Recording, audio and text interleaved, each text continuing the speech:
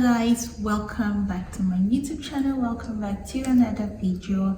Thank you so much for tuning in. If you're new here, please be sure to hit the subscribe button and join the family. If you're not subscribed, thank you so much for supporting me as always. Alright, so if you're new here, my name is Edifia and you're welcome to my channel. In today's video, I'm going to be talking about my experience at Toronto Pearson Airport. I had a request from one of you guys asking me to talk about my experience at the airport. However, I have done a whole video talking about Canada immigration questions, all the questions I was asked at the airport when I was coming to Canada. So if you want to know about the questions specifically, please go on the channel and check that out. I'm going to be putting that in the description as well or up here. But in today's video, I'm going to be talking about my whole experience or my entire experience at the airport because I feel you guys could utilize a lot from the video. So let's just get right into the video.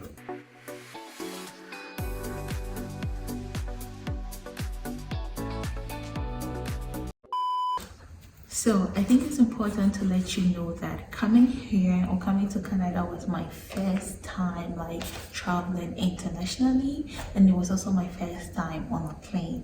It was also my first time traveling alone. So there were so many uncertainties surrounding like my traveling, or there was so much uncertainties in my head. I have heard a lot from people and I didn't know how to feel right. You know, like normally you'd hear things from people and experiencing it yourself might be different or might be similar to what people said, and so I just had so much butterflies. Yeah, I know, like I'm smiling because I feel like I shouldn't have worked myself so hard thinking about like everything I was going. I was like, oh, how's it gonna be like poor, like all this, you know, uncertainties in my head. I'm glad I was able to get through it, and then today I get to share my experience with you guys. Also, coming here all by myself made me realize the importance or the relevance of education, because I got to realize how school is important. Like if you get a chance to go to school, please go to school and do not drop out of school, because school is so important.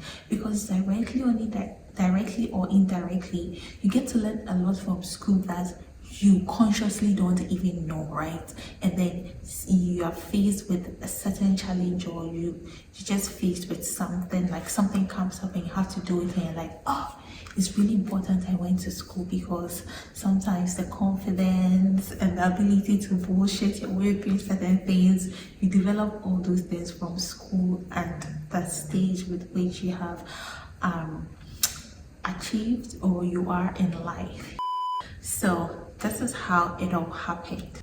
Subscribe to the channel and share the video to someone else, please. So after I got off the plane at Toronto Airport, I didn't know what I was going to face, right? I didn't know what was happening. So just so you know, I used KLM and I got to Amsterdam, and I changed my flight to straight to Toronto. So I kind of had two stops. So when we got to the airport, I was like, guys, we are here, we are finally here. I did even a whole vlog about it on the channel, so if you can check that out, maybe I'll just insert like some clip in between. So I was like, guys, we have arrived in Toronto, Canada. Finally, we are here. Thank God. so that's how they said everyone should get out, and you're going to be leaving these in the sections or wherever you are. So I got out of the plane, I walked through the tunnel or the aisle or something, and then I was like, I saw something like welcome to Canada. I was like, okay, we're here. But you know, the thing is, how to get through the immigration. So that was what was at the top of my mind the whole time, because when I go to Canada, that was when I started hearing that when you get to the airport, they stress you, especially at Toronto airport, so you can be stressed and things like that. But I had not heard it, so that kind of anxiety had not built up. But the only anxiety that I built up was because I didn't know what to expect, and it was just me, and but I knew I had everything in check, which is my documents. Oh, I'm smiling. I can literally remember like it was just yesterday. I had my documents and everything intact, so I really wasn't like scared, but I was just really like hopeful and praying in my mind that nothing wrong happens, because I just wanted to like go through the immigration and just get into Canada. I'm like, yay, we did it, Joe. So I got to this place where when you get to the place, like you see this huge space that you need to check in your personal info, and everything is digitalized. So no one will be like this, that. You just have to go and like, is it check-in or something? I really don't know. Like, if you've used Toronto Pearson Airport, I know you know what I'm talking about, right? So please just let me know what that is. But it's this whole machine or system there that you have to walk up to any, and then check in like your name and where you came from and things like that. So when you're done with that, then you move on to the section where I think they'll scan your bags and things like that. So for me, I was really oblivious. I was like, okay, what is this? What's everyone like, what's everyone doing? And this is where I say it's very important to go to school, because when you go to school, you're like, oh, you're very responsive. I mean, it's not only school that makes you responsive, but you're kind of responsive to the things around you, and you're like, oh, what are people doing? It's a process, it's a procedure, so probably I have to do this. And you kind of like muster some courage to ask people what's going on, what's the importance of this, even though like when I got here, everyone around me was kind of like busy and didn't want to mind me. I remember I asked one man, they said I should do this. How do I like scan my passport onto the machine? Like I was really confused as to where to start and where to end. And I think the man was an Indian, so I was not even understanding what he was saying. So I just had to take a deep breath, like I was like, Ejifia, you went to school, you can figure this thing out. Just take your time and read it. Don't be nervous. I was so nervous. So I just calmed down, and that's how I was able to figure that thing out. And then I moved on to the next thing. Like I completely didn't know what I was doing, but I was just trusting my instinct the whole time, because your instinct is never wrong. Trust me. So, I mean, mostly your instinct never fails. So I trusted my instinct, and then that's how I was able to figure that stage out. And then I got to the immigration checkpoint, they scanned my stuff, and then I was able to go to the next stage, which is where you get to see the immigration officer like face to face. When you see God face to face. Like, I saw the immigration like face to face, like one on one, and then this is where everything happened. So I was in a queue to see the immigration officer, right? And the thing is, you know that it's in the queue, or it's when you see the immigration officer, that's when your study permit is going to be handed over to you. So I was very or highly expectant to receive my study permit at the airport, or when I meet the immigration officer. So one thing that happened was everything was going on smoothly until like the two people ahead of me were I think Indians or Asians. So those people ahead of me were a couple, right? And then the man went to see the officer, and I don't know what happened. And all of a sudden, another man came to take the wife. The man instructed the wife to follow him into one room, and then they asked the husband to join. So my man was like, what's happening? But Honestly, let me just be honest with you guys. I was so scared. I was scared out of my mind. I was like really scared. I was panicking. But I was like, Etufia, you've got this. Be strong. Like, you don't have to be scared. So I was just conscientizing myself the whole time, trying to tell myself, Etufia, you've got this. You can do it. You are strong. You know, like giving myself the small affirmations and TED talks, because I didn't know what was going to happen. And so there was just one guy in front of me before I'll be the next person. And there are lots of officers, and so whoever is free, you just have to walk to the person and they will attend to you. It's not because I had done anything wrong, but I think it was just because I was new and I really didn't know what to expect, and everything was just happening at once. And I was like, and you know, the tension, I was like, oh my god, this is happening, oh, I'm here, you know, like everything was just happening at the same time. So I was like, ugh. So I finally got to my pen and I went to the officer, and slightly I was feeling some butterflies and I was like a bit shaky. Like, you could tell without smiling, I was a bit shaky and scared, but I was like, you know how they say fake it till you make it? I was a bit shaky. So he was like, hello, and I'm like, hi. And then one thing I like to do is like to address people with their names, especially like to catch them off guard. So the person was not, he wasn't looking, like I walked up to him, I read his name on his badge and I addressed him. I'm like, hi, good morning, Miguel. If that's it, sounds like, hey, good morning, Miguel. I was like, hi, I'm hoping to here today, and started asking me the questions they need to ask, and I was answering it confidently. But all this while, I was I was having a weak stomach. I was so scared. Like, I wouldn't say scared, I'll just say anxious, or probably having anxiety. No anxiety, I was just anxious because everything was just new and it was happening, like it was happening, right? It was happening. Everything I've worked so hard for over the past month was like literally in my face now, like from biometric to everything, the tears, the sweat, the crying, everything was just happening. So I was like, yo, it's happening. So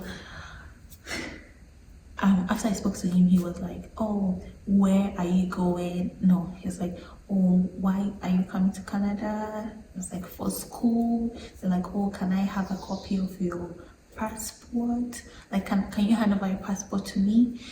I did that. He asked of my address, blah blah blah, all the important things, and he was like, oh, can you show me your documents on how you can support yourself in school? And I was like, because in my mind I had packed all the important documents, but my bank statement was not packed. I had not packed my bank statement, like I had not attached my bank statement to the document like I packed to show the officers at the airport, because I kind of least thought they were going to ask me. I thought they were going to ask me, oh, your school fees, have you paid for this, that, you know? So I was like, that's how, like, I was just caught off guard, and I was like, God. So when he asked that question, this was how, I don't know, but I think, I handed over my admission offer letter to him, and he was like, and he just went, he was like, oh, you're on the scholarship. Oh, okay, that's it. Then I didn't get to show him my proof of funds or my bank statement, because tell me where I would have got that bank statement from. And the documents that I attached my bank statement to were in my luggages, so it wasn't close to me. It was in a different plane. Whether it had arrived in Canada or not, I had no idea. The bottom line is it wasn't with me. So that was God right there, because I wouldn't have known how to go about that. So moving forward, he was like, oh, you have a scholarship? I'm like, yeah. And he didn't bother to check how much or what, and I was like, okay. he stamped something and he was like, oh yeah, welcome to Canada, have a great time. And I'm like, thank you, bye. And I was so happy. And I think also my destination was in Toronto. I had another connecting flight to my city, which is Thunder Bay. But I think I think an 8 or 12. Was it 8 or 12? I really can't remember. I think I had to wait for 8 hours. I waited for 8. I mean, I'm going to put it on the screen if I remember. I think I had an 8 hours like waiting interval to catch my next flight. And so the good thing, it was really good that I had that 8 hours, because I mean I could get all the time in the world to go through those processes and to relax. And I mean I wasn't under pressure, right? I wasn't under so much pressure having to think of the fact that, oh, I'm going to miss my connecting flight, because 8 hours was quite a lot of time to do all those things. And so that was basically how I was able to get through the immigration safe, sound, and successfully. And also the immigration officer was very nice, and I kept smiling throughout the whole time. And so it was like, it was really comfortable and everything went really well and great. Yeah, so after that, I had my friend pick me up, or my TA from my undergrad who came to pick me up, and then we went to like Toronto. And I mean, not Toronto, like we went to a restaurant, I went to eat, and that's how we take it from there. And I did all that I had to do, and then I went back to the airport to catch my next flight. Even with that, I almost missed my flight because I was busy waiting for this one lady to come and exchange my dollars, like my US dollars, into Canadian dollars. And this is how I waited and waited. Like, there was a sign which said, this person has gone for break, so she should be back in like 15 minutes. After 15 minutes, this person was like 20, 30. I was like, you had to go. I was just standing there because in my mind I was like, oh, I'm going to catch my next flight, won't be too far from where I was at the moment. I really underestimated how big Toronto Pearson Airport was. Yo, the place is big. So I had to keep walking and walking, and I had to like use, I think, the map to get there, or you had to read the instructions. That's the thing about this airport. You just have to read, and this is where the importance of education comes to play. So I had to like rush to get to there. I don't know where they were checking you guys in or something like that, because I spent almost all the time waiting for the lady to change the money for me. And eventually I even heard that when you exchange the money at the airport, it doesn't make sense because it's much expensive. So I was like, why did I wait there? And also, before I would get to like my city, when I was getting through another immigration at the same airport to go and get on like my last flight, the guy that was checking the things like took out everything out of my bag, and he forgot to add my laptop. So when I was packing everything back in my bag, I noticed my laptop wasn't in. So I was like, I can't find my laptop. Instead of him to look for the thing for me, I was like, I should stand aside and wait till he goes through everyone's own before you check my own. Like, he'll kind of figure out where the laptop is. So how my blood pressure was going high, because I thought I would miss the flight, and I wasn't ready to stay in Toronto. I mean, I would have got a place to live if I had missed it. But this was my first time. I wanted everything to go smoothly. I didn't want any controversies. So he finished with everyone. He was looking for the laptop. He couldn't find it. And I'm a student. I need my laptop. My laptop is important to me. And later on, I think one lady had picked it randomly because she didn't know who it was, because like it ended up in her queue and no one said it was for her. So they went to put it somewhere. It was lying on the seat, and I was just like whining the whole time. And I saw it on the seat, and I was like, oh, this is my laptop. As if the alone was not enough. Now they said, you have to show us the password. Because I'm like, this laptop, it doesn't have a password as we speak now. They're like, okay, what is your name? I told them my name. They said since I don't have a password on the laptop, they can't verify if the laptop is for me or not. All this just was there, and I forgot to tell you guys, I've forgotten the person who told me to talk about my airport experience. Like, I would have completely forgotten to talk about all this things. So thank you for bringing this request up. I'm so grateful to you. This is how they said I needed to give them my name and show them a copy of a document I have which has my name, which correlates to a document on the laptop.